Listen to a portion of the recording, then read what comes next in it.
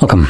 In front of me is a Motorola Moto G62, and today I'll show you how you can format your SD card. So to get started, let's open up Settings. From here, scroll down to Storage and tap on this drop-down menu where it says this device and select SD card.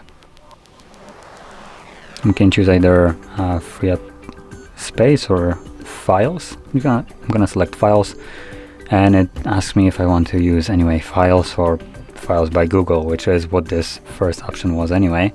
I'm gonna select files again, and from here I'm gonna select three dots and then select storage settings, and here you find format option. So click on it.